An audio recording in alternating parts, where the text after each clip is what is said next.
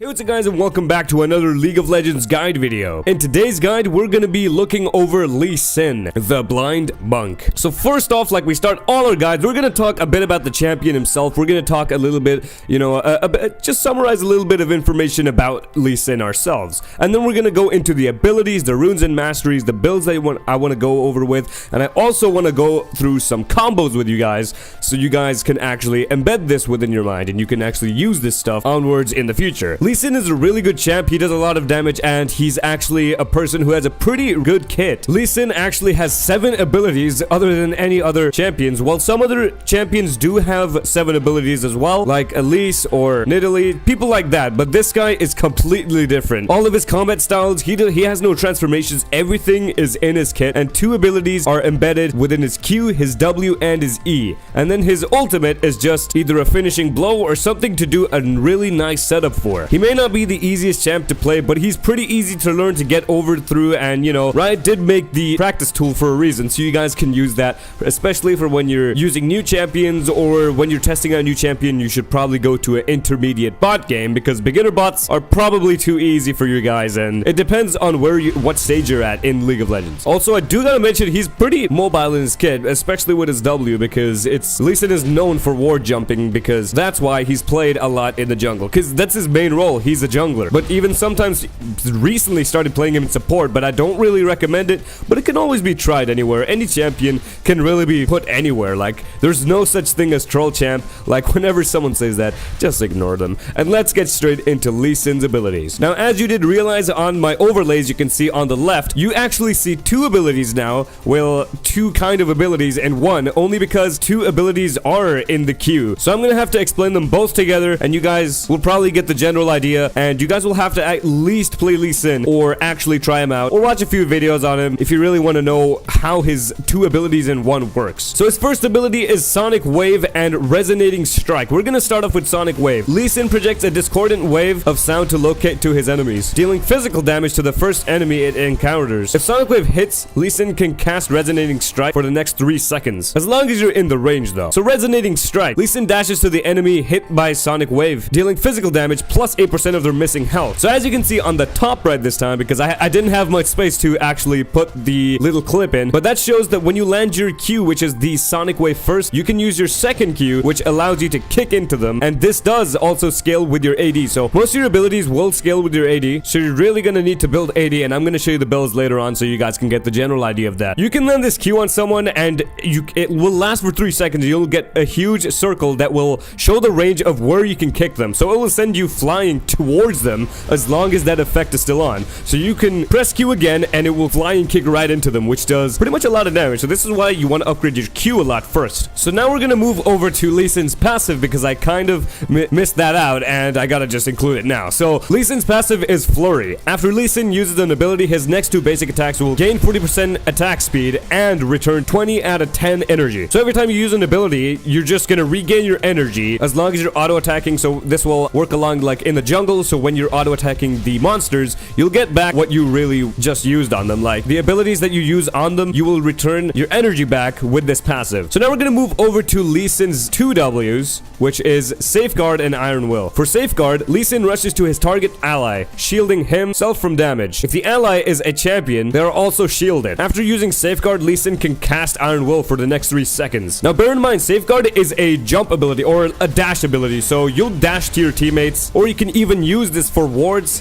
So this is where the ward jumping comes in. So you can place a ward over the wall, and you can press W, much like Jax. You can just place a ward and press Q on it, just so it takes you towards the ward, and it dashes you straight towards it. And this is actually used in many different tactics. Iron Will, Lee Sin's intense training allows him to thrive in battle for 4 seconds. Lee Sin gains lifesteal and spell vamp. So when you're using Iron Will, you will actually get some lifesteal and spell vamp, like it says. So when you're attacking the monsters in the jungle, you will be using this ability to regenerate, and you're gonna use Safeguard to actually protect yourself from 1 or 2 hits from the monsters. So Iron Will keep your health stable, and it will keep you going in the jungle as well. Now we're gonna look at Lee Sin's E abilities, which is Tempest and Cripple. Lee Sin smashes the ground, sending out a shockwave that deals magic damage and reveals enemy units hit. If Tempest hits an enemy, Lee Sin can cast Cripple for the next 3 seconds. So like you can see the little clip that shows Tempest. Tempest actually does reveal Teemo, if you can see in that little clip over there, because like it says, it will reveal any kind of champions that go invisible. So that includes Twitch or Evelyn or Teemo, so people that go invisible basically. But it won't really matter on Twitch or people like Rengar as well, because they have a camouflage now. So that was kind of changed in Season 7. So you kind of have to watch out for that. So Evelyn and Teemo are one of the ones that you will be able to reveal. So mainly Teemo this works on, so that's pretty damn good when you're fighting against a Teemo or ganking against a Teemo that's hiding himself in a bush, because it gets...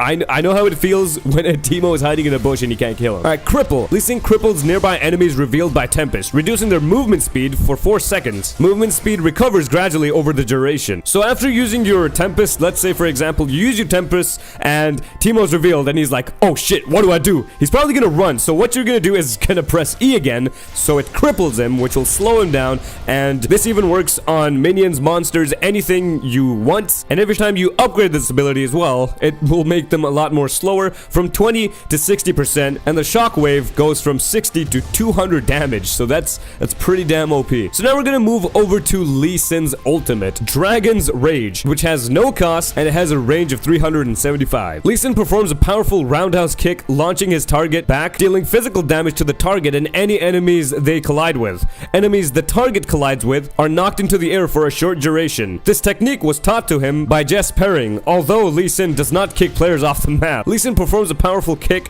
which is knocking an enemy back, dealing 200 to 600 damage, plus the bonus attack damage that you have. So this is a really OP ability, but it depends how you use it. So if you kick an enemy into another one, it will cause collision and it will make the other guy or the other enemy, it will make him collide and, you know, have some knockback effect or just a slight bit of stun in between. So you can actually hit more than one champions with this ultimate, which is really cool. And it can be good for saving your allies. Let's say you're getting chased in a line by three of the enemies. You kick one of them into the other two, boom, they'll get stunned for just a slight second, and you can just run away and not worry about anything ever again. So now that we covered over his abilities, we're gonna go on to the builds. So generally, we're gonna talk about the builds instead of actually showing the builds for now. So Lee Sin, of course, he's a jungler. Well, most likely he's gonna be played in the jungle as well. When you're playing him in jungle, you always take a tracker's knife. After getting your machete and, you know, just going into the jungle, beat up a few monsters, come back and get the tracker's knife, because tracker's knife does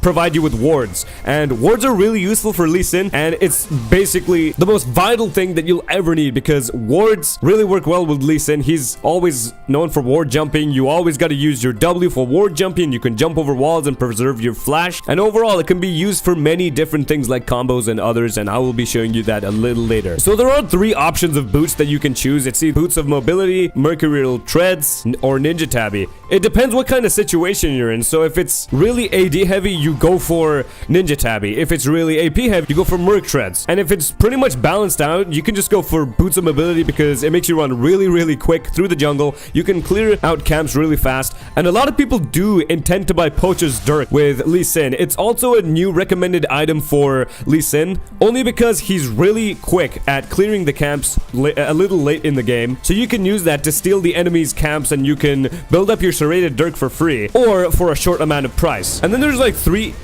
armor choices that most of the people go for, and they're mainly armor heavy, but it depends what kind of situation you're in again. But you can decide between these 3, which is Randuin's Omen, Deadman's Plate, and Thornmail. So whatever situation you're in, it's all up to you. If you want to go more armor, like really heavy armor, you want to go for Thornmail. It depends what the enemy is like. If they're not truly AD heavy and you want more health, you want to go for Randuin's Omen. But if you want Deadman's Plate for that proc so you can actually slow them down, you can also do that as well, which helps you make a lot of good plays, and it also helps you not make your enemies run away. But that's also with Randuin's Omen, you can do the same thing. But Deadman's Plate does provide a lot of speed, so that's entirely up to you. And then later in the game, you probably want to buy Titanic Hydra or a Ravenous Hydra. It's either one of those 2, because I'm pretty sure those 2 items, only one of them is going to work. Like one of the passives is going to be active. So if you want to lifesteal more, you go for Ravenous Hydra. But if you want to clear more camps a lot quicker and be a little more tanky, then you want to go for Titanic Hydra. And then Lee Sin's core is Black Cleaver, but a lot of people don't choose it, but a lot of people do. It's all up to you, but Black Cleaver is really recommended on Lee Sin. It gives you the health and the attack damage, because Lee Sin is a slightly tanky jungler, and making him hard to kill is easier to gank, because you're basically a very mobile tank, and it will be a lot easier for you to do ganks. So now we're gonna look over the preset builds that I got for you guys. So the top line magic resist, that's the optional items that you want to take for when you need magic resist, when there's a bunch of AP heavy champions on the enemy team. And then if you want more damage, you can look on the middle line over here where you can go for lethality items. So Rated Dirk, Yomu's Ghostblade, and Edge of Night, stuff like that. Or if you want to pierce tanks, you can go for Lord Dominic's Regard. If you want to clear camps, you can go for Titanic Hydra, like I said. Or if you want lifesteal, you go for Ravenous Hydra once again. And then at the bottom, that's just a example build of what you'll probably have. So you're probably gonna first build in towards your Tracker's Knife with the Warrior enchantment. You got to take the Warrior enchantment only because Lee Sin is an AD heavy champion and most of his abilities does scale with AD, so you really want to take Warrior enchantment instead. Now Guardian Angel is a bit of a debate, but you can actually take this on Lee Sin as well. It's nothing bad, but it's actually a pretty good item on Lee Sin as well. But this build is actually showing basically tankiness of two sides, because you got your Merc Treads, your Guardian Angel, and your Mauve Malmortius. So you already got a lot of magic resist. Then you have armor from Guardian Angel and your Dead Man's Plate. And then you get all your health from Dead Man's Plate and Black Cleaver. So you're basically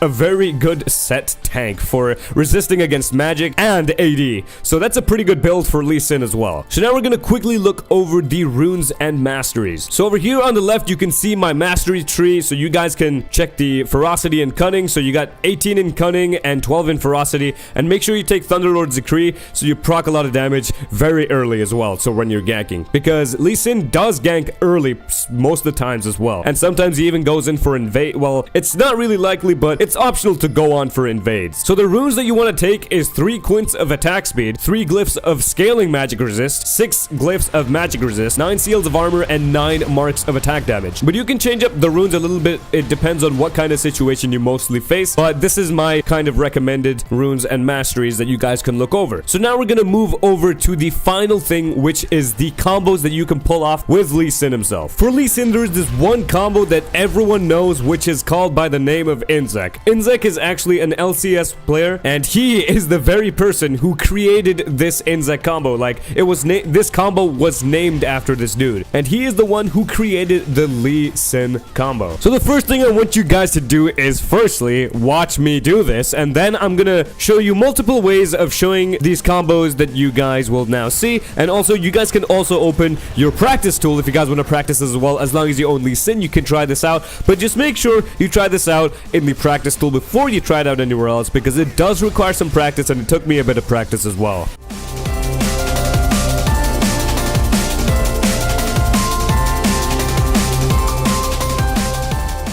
Now, for anyone that's new to this combo or nobody has ever seen it before, it is probably mind-blowing, because that's what I saw at first. Like, when I saw this combo at first, I was mind-blown. I was like, wait, what was going on? But once you understand this combo, I know most of you viewers out there will know what this combo is and exactly know what I did, because once you're familiar with it, it's nothing to be surprised about, because it's one of those combos which takes a bit of skill to, well, not even a bit of skill, it takes quite a lot of skill to pull this off. But once you get used to it, you don't even need to put that much effort into it. Alright, so this may sound a little awkward, but this is now slow mode, so I'm going to guide you through everything that's going on here. So Lee Sin will now, or me, as I am playing Lee Sin, I am going to get ready to use my Q, which is right over there. So that's the Sonic Wave, and then once that hits on the enemy, you want to press Q again, just so he kicks. Quickly after that, place a ward, press W, and press ultimate. Press your damn ultimate, and there you go. Did that sound too difficult for you? Let me rephrase that all for you again. Alright, so once again, I'm going to show you this again. So what you're going to do is you got to press your Q on the enemy first, so you have your chance. And then you're going to press Q again to flying kick into the enemy. And right when you do that, behind your enemy, you got to place a ward. You got to place your Tracker Knife ward or your regular ward. Press W on the ward and press ultimate. That's pretty much what you do. It will take a bit of practice, but I will show you many different styles of doing this. So like I said again, without having to watch the video, the first thing you want to do is press Q, land on your enemy, auto attack, which will already happen, and then you place a ward right behind them, press W on the ward so you jump on the ward, and then you press R to send them flying backwards. And you can replay the video a few times if you don't get this, or you can look up some more insect tutorials, but this is my best that I can put it at for you guys, and I'll show you many different examples right now. Now this one actually is a little different.